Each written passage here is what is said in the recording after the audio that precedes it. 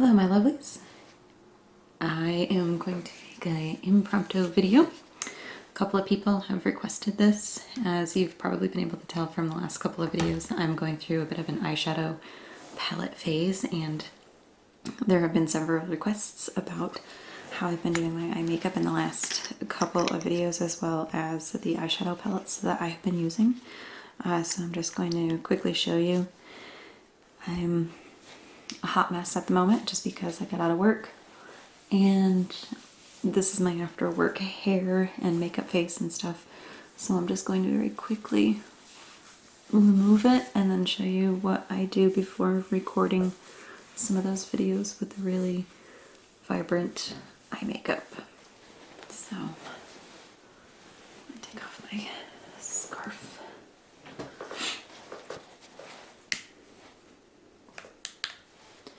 So for the palette that I use for most of my videos and almost all the time is by Beauty Glazed, and it's a knockoff brand. It is sort of a knockoff of the James Charles and also the Jaclyn Hill palette, but it has a very, very nice variety of very pigmented shadows, and I think I paid $12 for it. It's called Gorgeous Me by Beauty Glazed.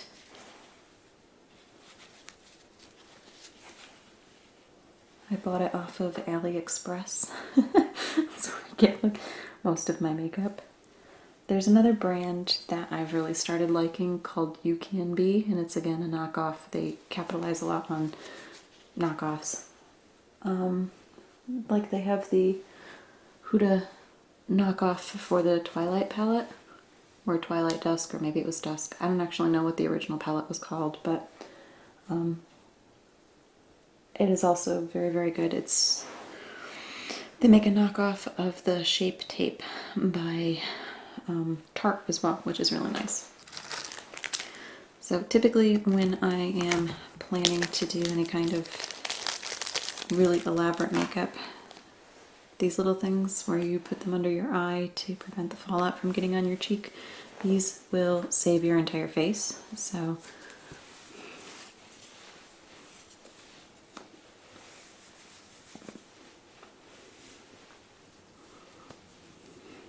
put the hair back. My mascara is not being very nice to me.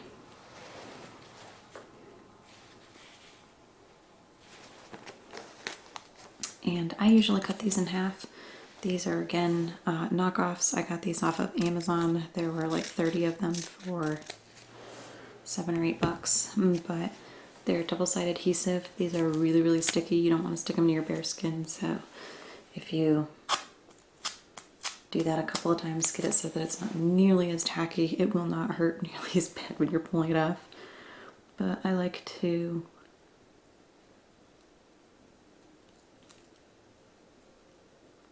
try not to stretch your face because it makes it much more difficult to put on.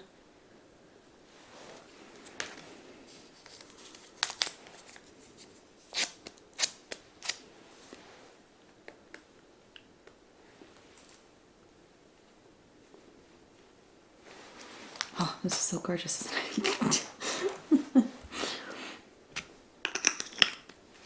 I usually start with a primer, and that's because now that I'm in my mid-30s, I just had a 34th birthday, February.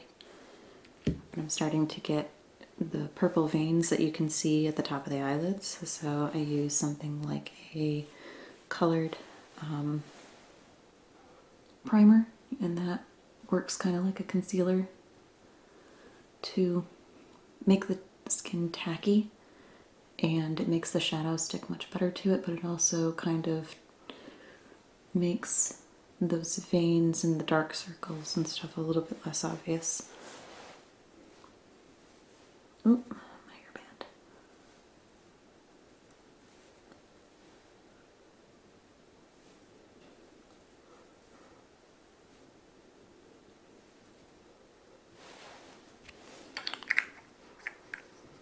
So, and this is Amuse eyeshadow primer. I got that from shopamusea.com for $1. I am not a name brand girl. I don't think anything that I own is name brand, with the exception of things that are gifted to me. And if I purchase it, probably as high end as I'll go is e.l.f. I really like e.l.f. though. e.l.f. is really good. So, okay. Now that the primer is on, I typically will spray also a primer on my face. I'm going to do it even though I'm not going to put foundation back on or anything like that. Just because it makes the face sticky and I want the shadows to stick. Typically for my brushes, I use a couple different varieties. These are all synthetic brushes, but I like brushes that have a flat but fluffy. Sometimes they're going to be like highlighter brushes or flat blending brushes. I have one for a little bit more precision, and for a lot of the blending, I use something a little bit larger, but it's round, like this. So to mimic the look I had in the recent Reiki video, I'm going to start off with a big, flat, floofy brush and go from dark to, or I'm sorry, cool to warm. And I'm going to start with the matte purple, and it is extremely pigmented. For being a knockoff, it is extremely, extremely nice. So I'm going to turn my mirror towards me so I can see a little better.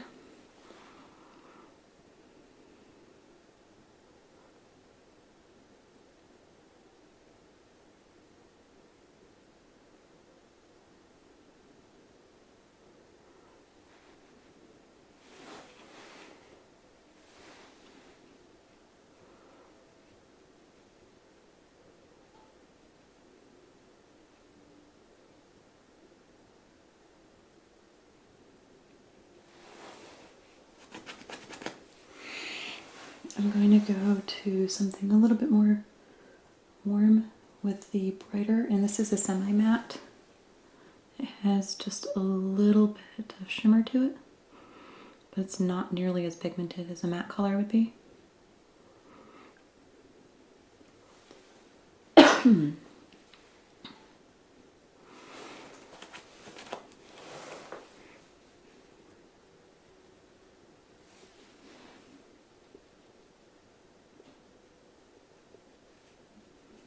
And I just try to make it like a V that goes out to the tip of my eyebrow.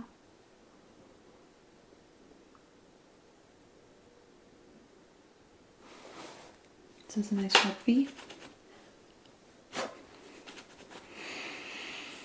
And I'm not really a fan of blue eyeshadow, at least not on me. I don't really like it. Ah, what the heck, we'll try it. We'll try it. I'm going to use my same brush because a lot of it gets blended together, but I'm going to go with this blue right here.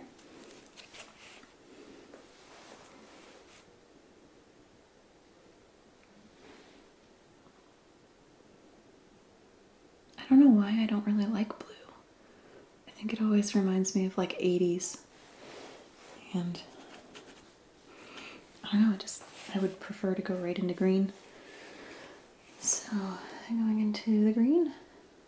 Again, lazy, and I don't like cleaning my brushes. So I'm going to use the same brush. And just do like little small segments on the lid.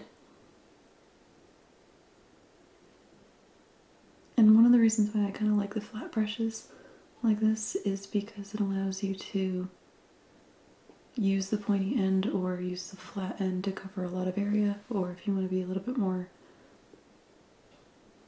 precise, you can switch over to the pointier end.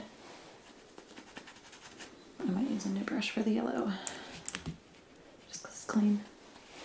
So using a smaller blending brush, going right into the bright yellow.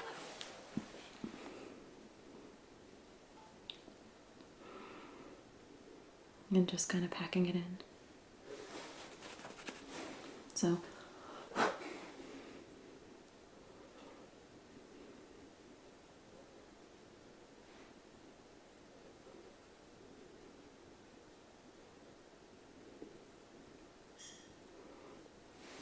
if some of these colors don't look like they're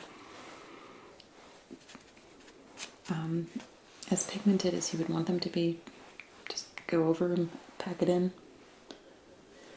Like the green, I really like green.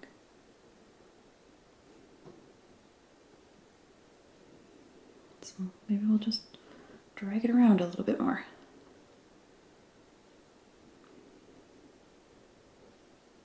So this will be the cool side. And use a little bit more yellow.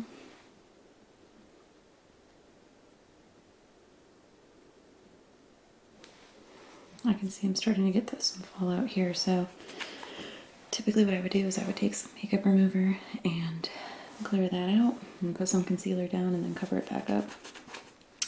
So now starting from the other end, I'm going to use my other brush. This is a little bit fatter, but it's still flat and fluffy, and I'm going to start with, this one's more of an orangey red, so I'm going to go after more of the red, and it is super, super fluffy and pigmented.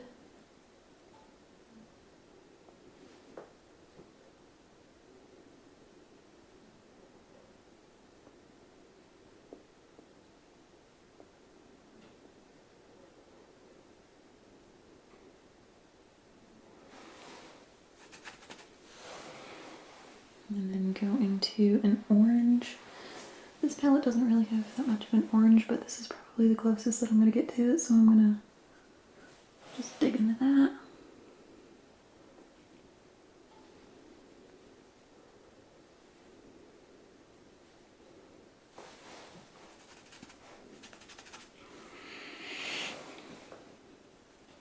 Orangey yellow. That is a very nice orange, but it doesn't have as much pigmentation. It's one of those shimmer colors that doesn't really have that much staying power.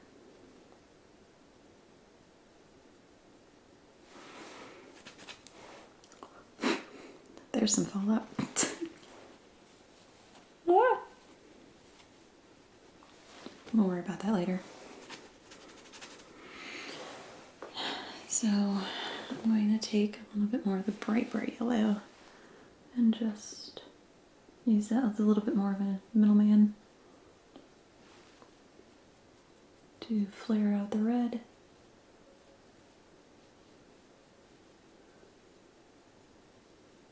Kind of blend it together.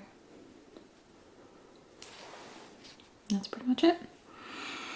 I think I usually, when I'm about to record, I spend a little bit more time trying to make it presentable, whereas this is just a very quick gist of how to do it. I do it usually in 3 segments. I start with the V right here. That makes the corner. And I do the center color and then the inner corners. And then that is usually that.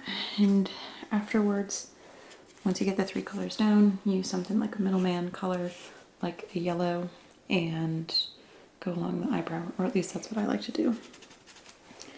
And then let's just take a very, very generic beige color here, right under the brow.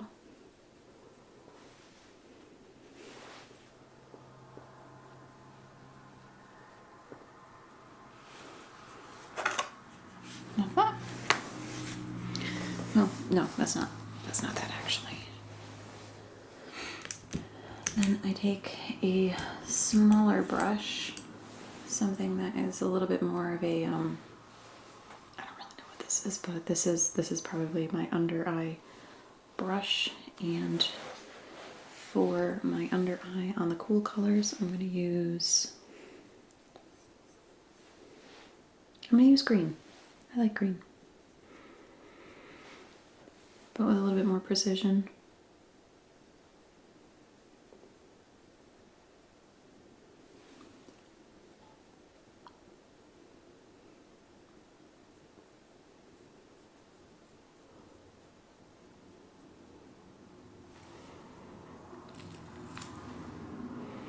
And you got your nice sharp line. And then for this side, I'm going to use that orange.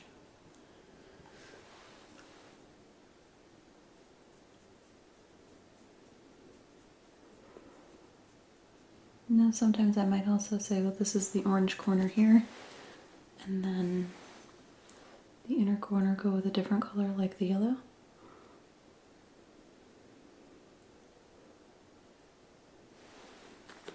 I'll do the same on the other side here because the yellow is kind of the middle man.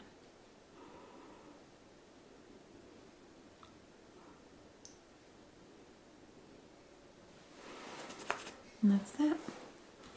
And to make it a little bit more soft,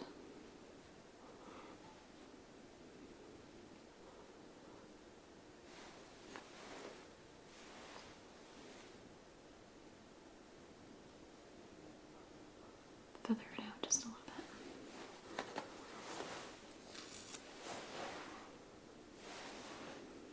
bit. Or keep the sharp line, whatever you prefer. And then just clean it up.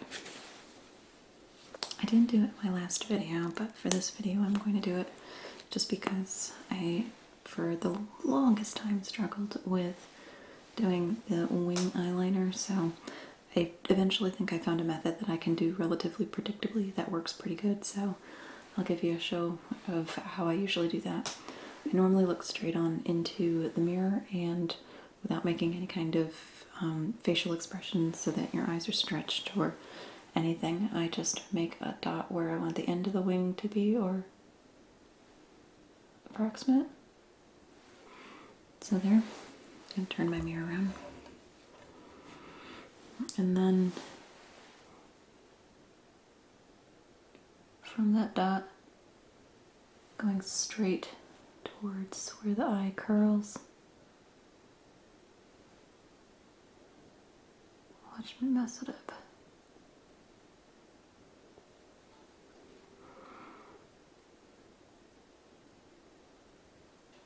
And just run along the top of where the eyelash line is. And sometimes you have to extend that wing.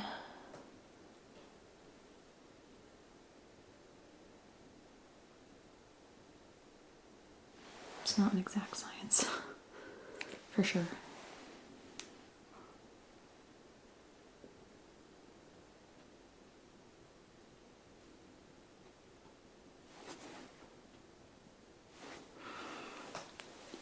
It's about how it's done. And then you go in with mascara. Using UCANBE. I don't know what this is a knockoff of, but it works really, really nice. It takes a while to dry, so you want to make sure if you're using fake eyelashes or if you have really long eyelashes that you don't like blink real hard and then you get the speckles that happen underneath.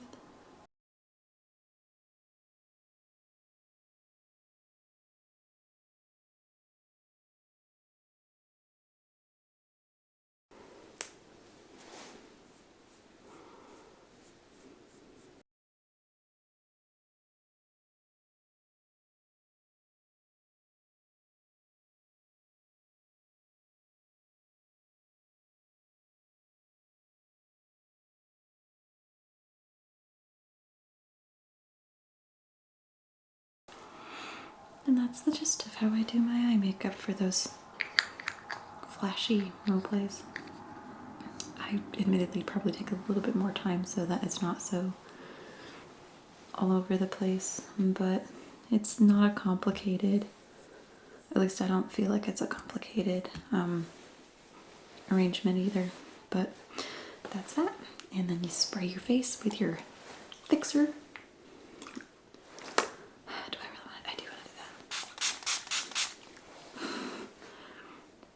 This is what I was talking about with that mascara. I shouldn't have done that. One side with the wing, one side without. What colors do you prefer? You prefer things that are more of a cool color? I think that I like these colors more, but I think with the contrast of my actual iris color, I think that this maybe goes better. I'm not sure. You tell me, what look do you like best? Or would it be something very different? Would you go something more like a purple with a little bit more of a pink in the center? Or what are your preferences? Thank you very much for joining me. I'll see you in the next video.